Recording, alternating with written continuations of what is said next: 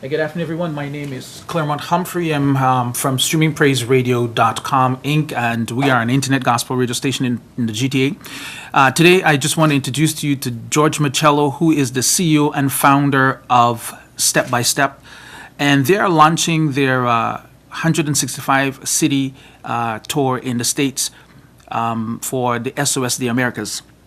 SOS the Americas is basically to promote organ and tissue donation, and I will let George explain more of that to you. But what I want to let you know that streamingpraiseradio.com has joined forces with Step by Step to help promote this. So we'll be keeping tabs on George as he goes through the cities, and just to find out what is happening, how things are going, who is getting on board, and things like that. George really is also an organ, or should I say a liver recipient 2 times now, and this is why he has such a passion to do what he's doing. And just to show you the kind of man he is, someone called him just I think yesterday or the day before, and today she's with us, and we'll tell you more about her as well. But I'd just like you to lock into George, and George, tell us more about what's actually happening, what's going on with the tour. And I know you started off in Alaska, so would you tell us, please? I sure will. Thanks, Monty. I call him Monty, so you're going to get used to Monty. Okay, first of all, I want to say something about this man. Monty's known my family for quite a while. He lived with my younger brother around the Rogers and Keel area. Your kids were going to school with his kids, and and it was my sister-in-law that actually called me about, it's almost going on November 2008 to October 2008. Yes, that's correct. So, it's been more than a year now. And she gave me a call, and she said, you got to call this guy up, and so I found out what Claremont was doing. Claremont was in the process of getting tested because he was going to donate his liver to a 14-month baby girl. That's right. And I had to meet this man, and then when he invited me to do it because he's got his own internet radio station. He invited me to his house to do an interview, and that's when we first met. During that interview, and we talked, and then we found out that you knew my brother and all, and because I never knew any of that stuff when I got there, and then we kind of got into each other's stories. That's right. And this is on your radio show. And what I found was that I had such a comfort level talking to Claremont. It was like to be yourself, and I've always experienced that ever since. So that's what we're trying to do today, is really like pretend it's your radio show and just do what we do at your, because too many times we're too uptight, and we, but just be, to be yourself, and to because that's what's going to shine the most, is just being yourself. So I wanted just to say that, and also to say what an honor it is for you to be here, to be doing what you're doing, and hosting this, because this is a very big step for us, what we're about to do, and you usually got Kurt here with us, you, yes, and right. he's always giving you the eye or something, or doing something. But last October, you started off with you kick off with the campaign, the SOS the Americas. It was the 7th campaign of Step by Step. How did that go? What was it like preparing for that? And what is it going to be like going into the next phase, which is 165 cities that you will be going into? And I mean, at the expense of you going through a lot, your own health is at risk as well. Trying to get all the support and the funding from the different places, which is going to be hard and difficult. And yet at the same time, you're still looking out for people like Arlene, who also needs a liver transplant as well. Well, again, I got to go back to when we met, because we started tapping into all this stuff. We started talking about all this. What makes you do what you do? And I was asking you the same question. What made you want to, risk your body, risk your life trying to save somebody? Like, what makes you do that, And so we got into all that. And so you were there when this new campaign actually started getting hatched. And there was this big thing that somehow, as we were planning to do this next campaign, after I finished the SOS 4000, the student torch relay from coast to coast, then I was saying, okay, now the next step is to do a global student torch relay from one end of the world to the other end of the world, right around the world. And then there was this OAS summit going on in Trinidad, which was the thing of the Americas. I forget what but all 36 countries of the Americas. The American Summit, I think it was. Yeah, the Summit of the Americas, and they were gathering in Trinidad. And President Obama was, supposed to come there. And at that time, I was hooked up with a girl whose sister was supposed to be hosting this big television show, and she was going to be able to get us introduced to pass the torch to Obama. That's how SOS the Americas got started, because eventually it was going to be bring the torch around the world, organize cities and countries all around the world, and get the students to continue passing it as the Canadian students did. But when I got to Trinidad, and we were making arrangements to make the announcement that, well, we're going to do one hemisphere at a time. And that's the theme of SOS the Americas, or the theme of the Americas, the summit, was to somehow bring all the Americas together economically, financially, in a health care wise. So what grabbed me at that time was, well, I can see one day a union on all 36 countries of the Americas when it comes to organ donations. So why not jump into that while the iron was hot? And that's where we made the official announcement, was in Trinidad, that we were going to do this 36-country student torch relay. We did not get a chance to pass the torch to Obama because he had too much security coming off that plane. But now I'm stuck with this campaign, not stuck, but I got to follow through. And then where do we start? I was first going to start from the Northwest Territories, but then I went to this conference where I met ex-Governor Tommy Thompson, who was running for the presidential campaign with the Republicans in 2008. And I just somehow found myself having about a 15-minute talk with Tommy Thompson at the Mars building over here. And he knew what I was doing, and he said, why don't you start in Alaska, and maybe you can get Sarah Palin to kick off the torch. And I said, I think that's a good idea. And so that's why we started in Alaska. But of course she didn't light the torch because she stepped down. Right. But we had Governor Purnell, and we had Senator Begich, the U.S. Senator Begich, that came out. And here's the tone that was set up, Monty. What we're trying to do in this campaign is, not only go through 300 cities in 36 countries with this torch and get the students to continue carrying it, but we're trying to, and I know it's a mountain, we're trying to set the tone to bring both Republicans and Democrats together on a health care issue. And we've been doing that. Starting off with Alaska, we got Democratic U.S. Senator Begich to come out and support it, and the Republican.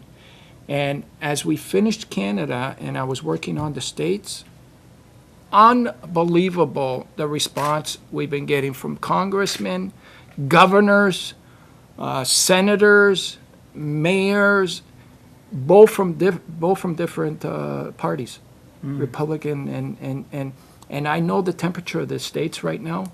They can't agree on one issue.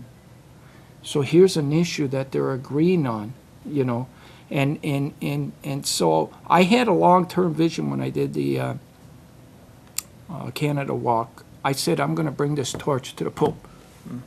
It seems so silly to think that you could bring a torch to a pope. Like, it just seems so silly. And, you know, I mean, whoever said the sky's the limit, you know, kind of went a little bit short. The sky shouldn't be the limit. Heaven should be the limit, you know. So why not? Why not say you're going to do something and then try and do it? That's right. I know in the midst of all of this, too, something happened. You got a phone call, and by Aileen or Arlene, I hope I'm pronouncing the name right, Arlene. And Arlene is here with us today, and I would like her to tell her story, what actually is going on with you. So if you don't mind telling us what's happening with you and your appeal to the public. Well, I'm a 39-year-old female that was diagnosed in just after I finished university. I was diagnosed with auto. Sorry, can you start again, because all that first audio was out. Okay. I'm a 39-year-old female that migrated to Canada to come to university here. And upon finishing my degree, ready to work and start life, that's when I was diagnosed with autoimmune hepatitis disease, which has affected my liver. And throughout the years, I've tried to live a very health-conscious lifestyle to preserve my health and to take care of myself. But to date now, since 2008, July, I've been listed on the transplant list. I've developed a secondary disease that also affects my liver that's called PSC.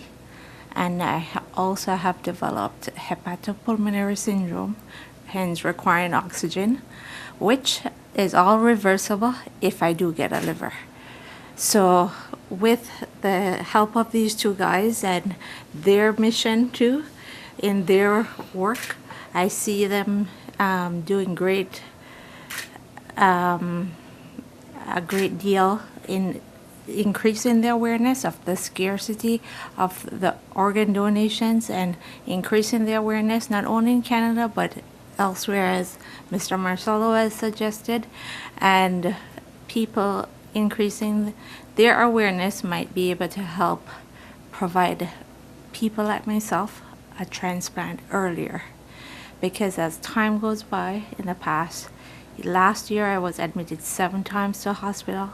I've seen myself deteriorate physically, not able to work anymore, not able to live independent. I've lost all of that.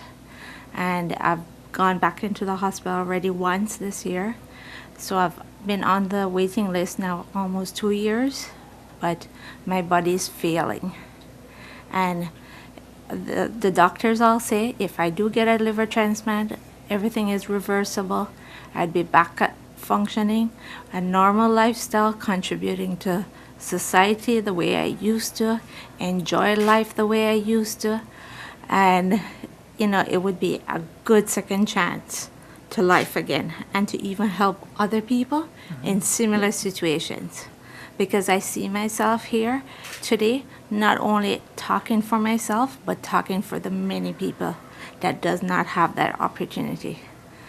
Nobody realized the hardships that a patient goes through. It has changed your life, not just physically. It changes your whole psychosocial, your living arrangements, your family dynamics, just the way your outlook on life. You have to really keep a positive attitude, because some days it's just not there. Your body fails you, and you know in your mind that what you could be doing and you can't because of this limiting factor. But with people, support, understanding, people out there that have the energy to go and do the fight for you and to pass on the word, no matter how small it is, no matter how insignificant it means a lot to a patient like myself. Because those are the days when you don't feel like life can go on, but you just have to have a positive outcome to say. Just like how Mr. Marcello has gotten his transplant and is able to function now to help others. And Mr. Claremont has helped a baby as well. So we all have a part to play, and that's what I see. Even if I can't get a liver, my part is to actually increase people awareness no matter where I am, in the mall, at a doctor's appointment, even on the phone, or just talking on email. But I have to say that getting a liver transplant would make a world of a difference, because it would really give me an opportunity to feel like I can contribute to the world in general, not just personally, but to help others in the same position. Well, thank you so much, Arlene. We do hope that those who are listening and watching will be able to contribute. I mean, the last time we did this, we had so many viewers who came forth and try to do something, and we do hope that something works out very, very soon for you. At this time, though, do you feel hopeful at all? I always have a positive outlook. Some days it's not as strong, but with the people surrounding you and my spiritual belief in God, I leave it with God. And I always look for that inner strength. But I think every day is an opportunity to live. If I get up that day and I feel well, as I said to Mr. Marcello, yesterday I wasn't feeling well, but today, You feel great. great. And I'm doing 100% with that day when I do feel well. Thank you. Thank you so much. You know, Monty, we have a camera over here, and there is people in the studios, in TV media studios that are watching this right now. Whether they're going to, do a story, it's up to them. But right now, we can make a plea to them to do a story for Arlene to get to. So you go right ahead, George. You know it Well, more better than I'm I going to do. need some help from you too. Right. But what we're asking right now is I know CTV, City TV, Global, Omni. You're all watching this right now. You can all help right now. There's never enough stories for organ donations. What you have the ability to do is to get the word out. This lady, as you can see, is so courageous and unselfish too, and she's come here making a plea. She's got blood B positive, and I asked her the same question. I go, are you staying positive about this? I go, she goes, of course I am. I got B positive. So, we're really making a plea for you to do a story on her, because if you remember with Lily and all the other people that you helped out with, it ended up on a really happy note, and it was because of your work getting the word out that so many people responded to this. She's eligible for a live liver. People will respond, but we need your help. We need your help to get the word out for Arlene. And if you did a story on an organ donation 3 days ago, this isn't a repetitive thing. This is how we solve this problem. Whoever needs organs, nobody needs to die, and we need your help. So please, if you can, do a story on Arlene. Yes. Thank you. Judge, you just have about 1 minute left, so I just wanted. No, we don't. You don't? Okay. No, We just want you to tell us on Saturday, I think it is, you're going to do your 165 kickoff tour, city tour in the Americas, and what are your plans? Okay, beautiful. This Saturday, what we're doing is, with the help of our partners, the Toronto Police Services, they're going to accompany me in the truck of life towards Buffalo. So they're coming with a Toronto police van. Right. And they're going to have about a half a dozen officers. And we're all going to make our way to the Peace Bridge. And we've already contacted the commissioner in Buffalo. And so he's assembling about a half a dozen Buffalo police officers on the other side of the Peace Bridge. So our Toronto police officers are arriving with the torch, and at the end of the Peace Bridge, they're going to pass the torch to the Buffalo police officers to mark the first step of a 165-city tour in the States. So this is like bringing two countries together on organ and tissue donations. And you know what we're saying?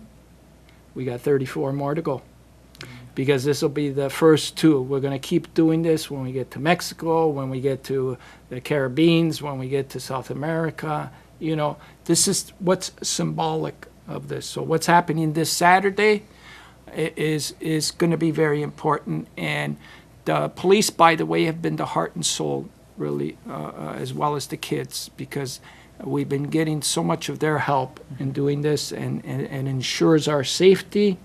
And to get the police behind you on things shows that the community is going to get behind you as well. So we're hoping throughout the next 14 months, while we're in the U.S., every week, we can do our weekly thing, Monty. Yes. And you know we're going to run into a lot more stories. And by the way, Arlene, we can start getting the word out in the States for you as well. You know, because we're not going to be too far. We're still going to be around the border towns.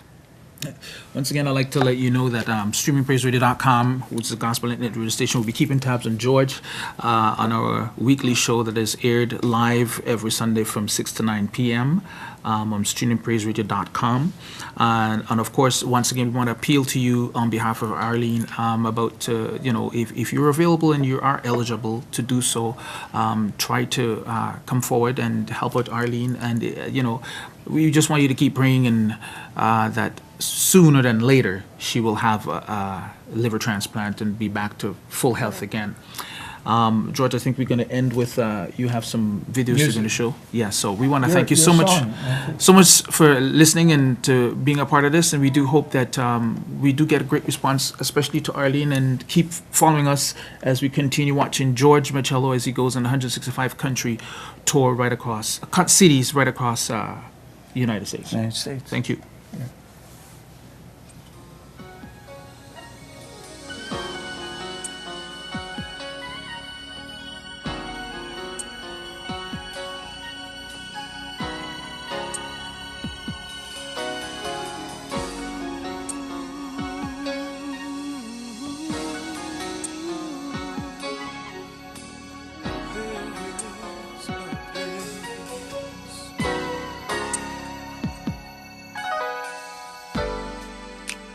This world we're living in, there's trouble all around us.